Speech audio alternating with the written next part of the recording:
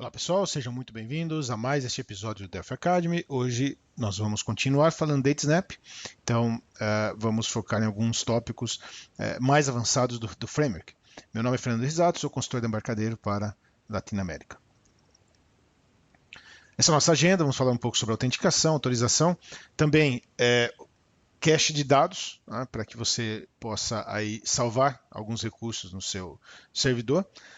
Especialmente sobre deployment, e aí vamos focar em Apache no Linux, como colocar o DataSnap lá no Apache rodando no Linux, o que vai te dar uma performance realmente superior, e tudo isso obviamente com demos. Ok? Então vamos lá. Iniciando pela parte de segurança, autenticação, autorização. Então,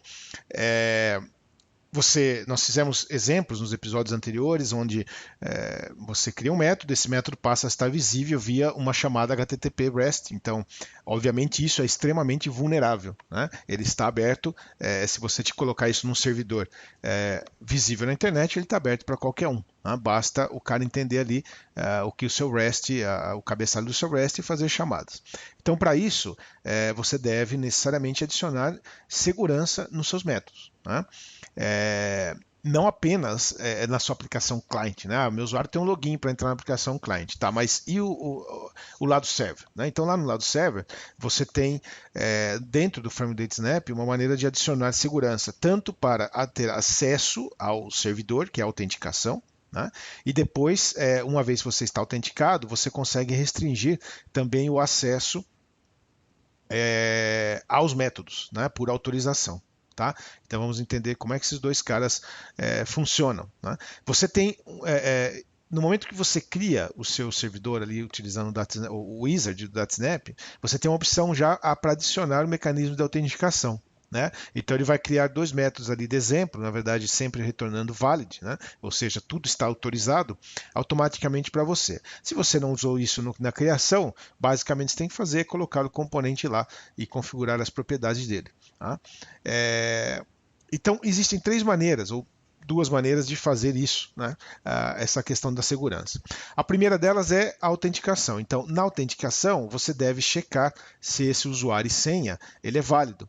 Aqui ele te dá outras informações também, por exemplo, o protocolo que está sendo utilizado,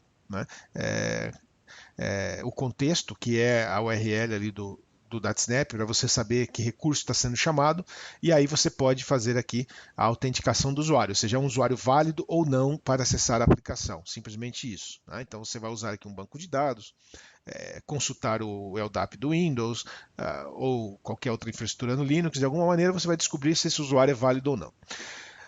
Existe também a possibilidade de você tratar aqui por método, então essa é a primeira forma, Você recebe aqui nesse Event Object o método que está sendo executado e também aqui quem é o usuário. E aí você pode decidir se ele pode ou não executar esse método.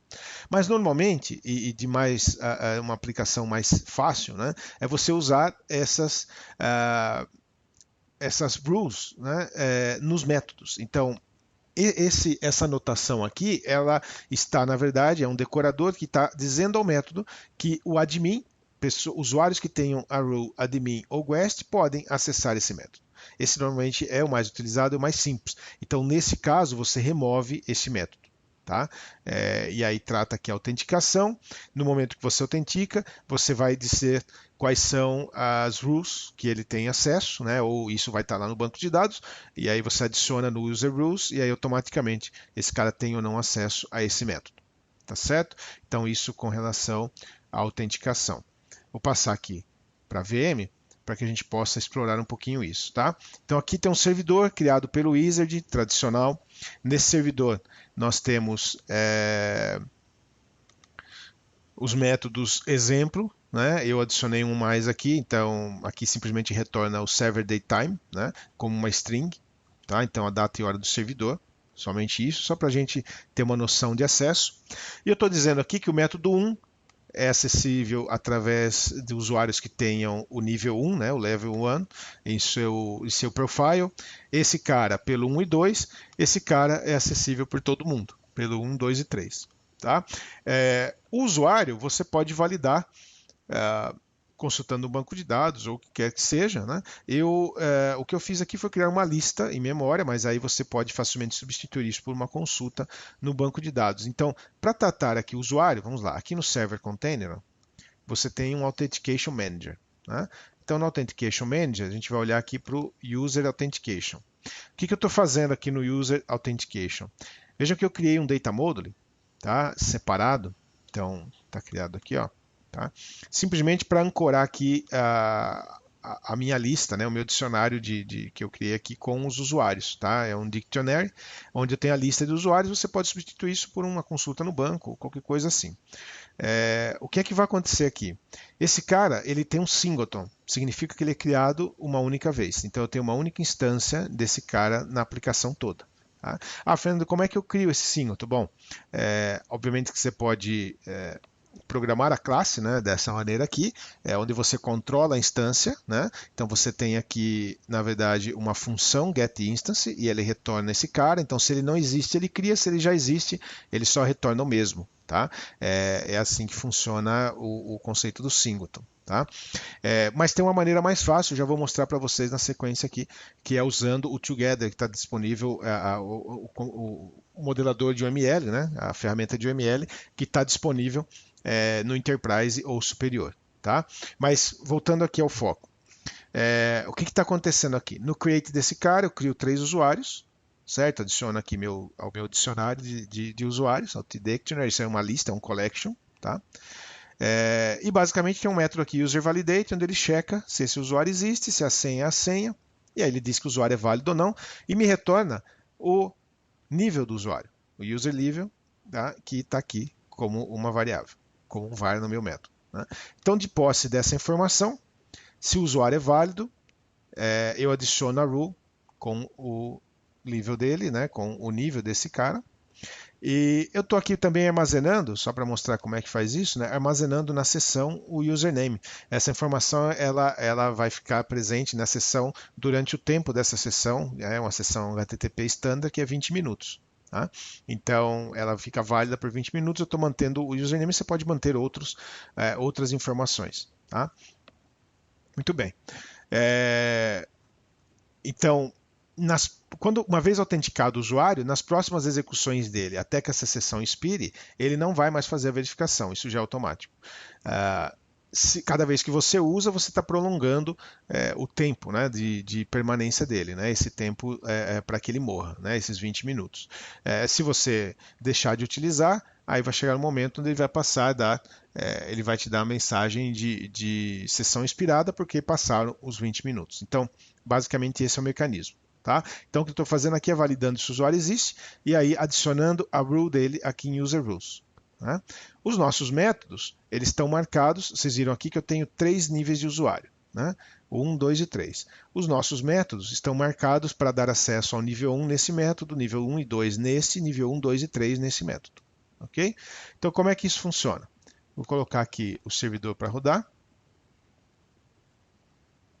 Fazer um start. Eu estou usando o modo console, porque esse mesmo cara a gente pode executar lá no Linux. Né? Então, rodando o cara aqui.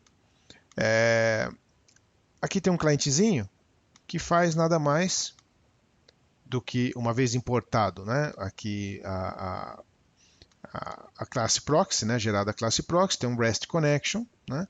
Então, ele faz nada mais do que aqui pegar usuário e senha. Né?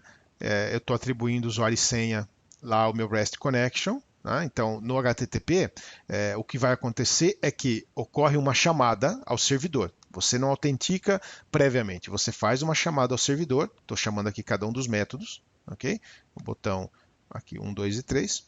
E o próprio mecanismo vai dar conta, então o servidor vai responder inicialmente que esse cara precisa de autorização, o REST Connection envia a autorização, é automático. Então, se você fizer um debug, você vai notar que lá no servidor, a primeira execução ele recebe aqui no método do servidor, ele recebe aqui na autenticação, o usuário está vazio. Né? Porque é nesse momento que ele vai responder para o cliente e dizer, opa, esse método tem segurança e aí pedir a autenticação. Tá? Então, se nós rodarmos agora o cliente, Então está lá o nosso servidor. Ó. Eu vou testar sem colocar o usuário, obviamente ele vai dizer que não está autorizado. Né? Vamos testar com o usuário 1. Então aí você chama todos os métodos, porque o usuário 1 tem acesso a todos. O usuário 2, ele não tem acesso ao primeiro método, ao exstring, mas tem acesso aos dois seguintes. Já o usuário 3, ele não tem acesso ao primeiro, ele não tem acesso ao segundo, mas ele tem acesso ao terceiro método. Tá claro? Então, isso com relação à autenticação. Falando um pouquinho, eu vou só fechar aqui, para que a gente possa exemplificar, como é que você cria um singleton de uma maneira muito legal. Esse é só um dos partners suportados pelo Model Designer aqui do suporte ao ML do RADStudio, do Delphi e do CBuild. Tá? Eu vou criar um projeto novo aqui, ó. Qualquer, não importa. Vamos criar um projeto VCL. Vou adicionar nesse cara um Data Module. Então, nós temos aqui, em algum lugar, o famoso Data Module. Então, aqui temos um Data Module criado. Tá? Vamos salvar tudo isso daqui. Teste UML. Ok? Aqui nesse Data Module, deixa eu nomear ele aqui, DM Singleton. Só quero uma instância desse cara. Como é que eu faço isso? Então vamos lá. Vou adicionar aqui suporte à modelagem, né, a esse projeto. E aí, aqui na minha Unit 2 eu tenho o DM Singleton. Então aqui, botão direito, ou na verdade, vamos abrir aqui o modelo. Né? Então aqui você tem a representação desta classe, né, em um ML. Tá? Nós vamos fazer aqui Create by Partner. Aí você tem aqui as partners, todos os patterns do Goff, o Gang of Four. Esse livro é altamente recomendável, tá? Se você ainda não teve oportunidade. Gang of Four, eu acho que você encontra na web aí facilmente. Tá? Então aqui você tem um pattern que é dentro da classe dos patterns de criação. Eu vou escolher aqui o Singleton. Vou selecionar aqui o meu Data Module e vou aplicar o pattern. O que ele faz? Ele já representou aqui que esse cara tem um Singleton. Né? E se nós vamos lá para o código, ele já automaticamente transformou ele num Singleton, criando o método getInstance e etc. Tá? Então esse é o recurso do ML, esse é um dos milhares de recursos que você tem aí com a utilização do ML aqui no RAD, no Delphi ou no C++. Tá ok? Então falamos aí de segurança. Né? Cache de dados. Então, cache de dados é uma ideia interessante para dados que são normalmente estáticos ou aqueles que mudam pouco. Então, aí você pode definir uma estratégia para revalidar esses dados. Existem várias formas de você pensar nisso. Né? Você pode fazer cache do lado server ou do lado client, vai depender muito da situação. Do lado client, né, a maneira mais óbvia, você coloca a informação lá no main table ou no client dataset e deixa ela lá e reutiliza durante a aplicação toda, não precisa ficar fazendo chamadas ao servidor para informações repetitivas. Do lado server, o que você pode fazer, só para dar um exemplo aqui, ó, mas isso você pode ir muito além disso, né? O que você pode fazer num servidor standard, né, eu adicionei um novo Data Module, né, um novo módulo DataSnap aqui, tá? E esse cara tem um método getDepartmentTable. Esse getDepartmentTable, então, primeira coisa aqui a anotar é o seguinte, no Invocation Class, onde eu instancio a classe desse cara, o lifecycle dele é server, ou seja, ele vai ter uma instância válida durante toda a vida desse servidor, então ele não vai ficar sendo recriado. Quando esse cara está sendo criado, ó, eu estou preenchendo aqui a tabela, esse main table, que é o data cache. Eu chamei aqui de data cache. Então, simplesmente você ativa a query e atribui o data do Fireduck para o data do main table. Em outros frameworks, existem outras maneiras de fazer nesse tom. Né? E aí o meu getDepartmentTable simplesmente serializa o main table e me devolve ele. Então, esta query vai acontecer uma vez e depois esse cara fica válido. Aí, eventualmente, você precisa criar um mecanismo para atualizar isso. Então, eu consigo pensar em algumas alternativas viáveis. Uma é usar alertas do próprio banco de dados. Você tem lá no Interbase, tem no Firebird, tem no Oracle, tem no SQL Server, e o FireDAC suporta isso, você cria lá uma trigger no seu banco que vai gerar um alerta. Então, no caso do Interbase e Firebird também, ele tem lá um post message, algo assim, né, na trigger. Você vai gerar um alerta, esse alerta vai ser capturado pela aplicação, e aí quando chega esse alerta, você faz um refresh naquela tabela. E aí é só quando houve uma alteração de dados. É uma maneira. Mas existem outros. Você pode aí tentar trabalhar com um mecanismo de invalidação por tempo e coisas assim. Tá certo? Então, isso com relação a cache de dados. Né? Se nós colocarmos um breakpoint aqui, ó, e executar esse cara, eu vou fazer a chamada aqui do browser mesmo, tá? Nós estamos serializando com FireDAC, então o que você vai ver ali é dados serializados e compactados, né? Não estão legíveis, porque é um JSON compactado, tá? Então, esse cara aqui, acho que é esse cara aqui, lá, executamos, ele vai fazer o create, bufferizou a minha tabela, certo? E aí a chamada ao getDepartmentTable, certo? Passou tudo, tá o resultado aqui, JSON compactado. Se eu chamar novamente, ó, o que vai acontecer? Somente o getDepartmentTable, então eu não fui ao banco novamente. Tá claro? Então, essa é uma forma também de salvar performance no servidor. Tá? Então, aí com relação a cache de dados. Outro assunto importante para que você tenha uma performance profissional e interessante no NetSnap é fazer deploy disso como um serviço embaixo lá de um Apache ou de um IS no mundo Windows. Né? Eu vou mostrar aqui como fazer isso no Linux com Apache. Tá? Então, obviamente, você vai utilizar um projeto standalone tradicional para construir sua aplicação e debugá-la, né, porque é muito mais fácil. Então, você cria a aplicação normal e modo console e continua fazendo debug por aqui. Mas o que você faz depois para testar o deployment no Apache é simplesmente criar um novo projeto. Então, você vem aqui, cria um novo projeto da NetSnap, marca aqui Linux e marca Apache. Ao final, né, desse wizard, você tem um projeto zerado lá em NetSnap, você remove as units dele e adiciona as units do seu projeto standalone. Então, esses dois projetos compartilham as mesmas units, classes, data modules, tudo. Né? Você simplesmente escolhe compilar um ou outro. Né? Bom, como é que eu faço o deploy dessa criança aqui? Então, vamos lá. Vindo aqui para o Linux, ó, o que nós temos aqui? Nós temos o PA Server ativo, ouvindo nesse IP. Então, esse é o primeiro passo, nós já vimos como faz isso. Tá? Com o PA Server ativo, você vai fazer um deployment dele. Então, eu venho aqui, Project Deployment, tá? E faço um deployment desse cara lá. Deu erro porque não está compilado. Vamos fazer um build. Faço o deployment desse carinha aqui lá para o meu servidor. Tá? Tá lá. Então, deploy. Tá lá o nosso cara no servidor. Então, o PA Server recebeu o arquivo, colocou lá no scratchdir. Tá? Se eu vier aqui, nesta outra terminal, eu tenho o Interbase. Então, aqui o Interbase está ativo, tá?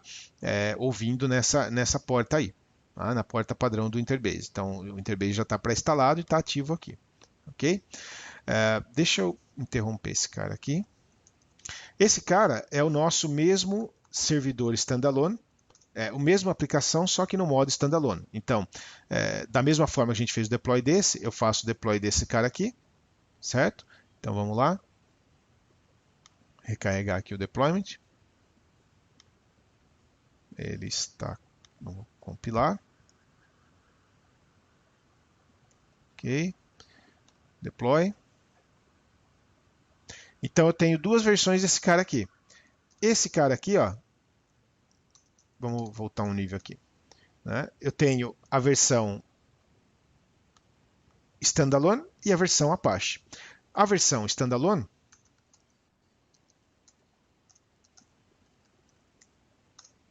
simplesmente eu vou fazer aqui um start. Tá? Volto aqui para o meu browser. Ó. Eu só vou acertar aqui o IP. Essa é a chamada, porta 8080, essa é a chamada da versão standalone. A única diferença é que aqui minha porta agora, o meu IP mudou para 41. Então eu tenho o carinha lá serializado, certo? Usando serialização standard, né, JSON. Eu tenho o carinha lá serializado, é o Apache rodando lá, perdão, é o DataSnap rodando standalone lá no Linux. Ok? Então eu estou deixando ele aqui na porta 8080 ativo. Mas no mesmo folder ali eu tenho o nosso binário do Apache. Né? Então, como é que eu configuro esse cara aqui no Apache? Duas coisas que você tem que fazer. A primeira delas, deixa eu só... tudo bem, você...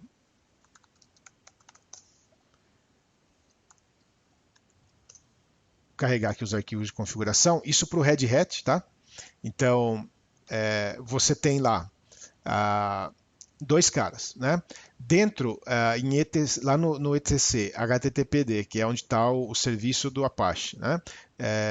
Eu tenho um cara para criar a configuração deste módulo e depois no HTTPD você vai incluir o load library. Então, primeiro aqui no HTTPD, ó, ele vai carregar todas as configurações que estão naquele folder, né? Isso inclui o nosso módulo, né? E aí eu faço o set handle aqui para dizer aonde é que o cara está. Então o cara está no barra, eu vou fazer um diretório virtual aqui, barra dsemploy, e ele está apontando isso para o meu módulo compilado lá no Delphi, meu libemploy compilado lá no Delphi, certo? Então esse é o primeiro passo. E aqui, ó, você simplesmente faz um load model. Então ele vai carregar todos os arquivos .conf, fazendo o load model de cada um deles. Então eu estou apontando onde é que ele está copiado. Ele está copiado dentro da pasta modules. Tá? Você tem que copiar não só esse cara, mas as dependências, os arquivos extras lá do DataSnap. Tá? Então isso você faz facilmente com um comando como esse aqui, por exemplo. Ó, tá?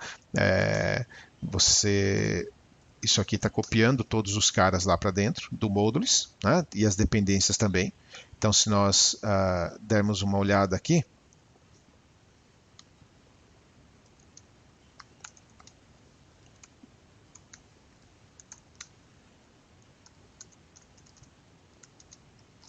você vai ver que nós temos aqui, ó, o nosso libmode dsemploy e as dependências, ok?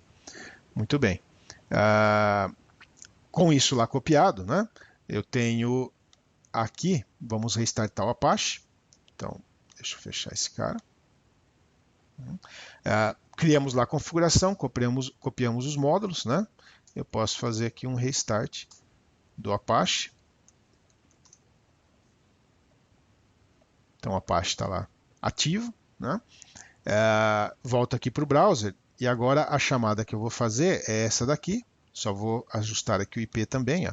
Notem que eu não aponto mais porta, porque agora é porta 80, né, o standard do Apache. Obviamente você pode configurar outra porta. E chamando aqui o recurso dsemploy, é um diretório virtual onde está apontando, o qual aponta lá para o meu serviço rodando em Apache. Então aí está o resultado. Essa chamada agora está chamando o cara no Apache, essa aqui chamando o cara standalone. Então você pode usar o standalone para todo o processo de desenvolvimento, mas depois, o resultado final, você faz um deploy para o Apache, você vai ter uma performance aí extremamente interessante. Tá certo? Então esse é o que você precisa aí para fazer o deployment para o Apache. Ok? Muito bem, todas essas regrinhas estão lá na documentação. Tá?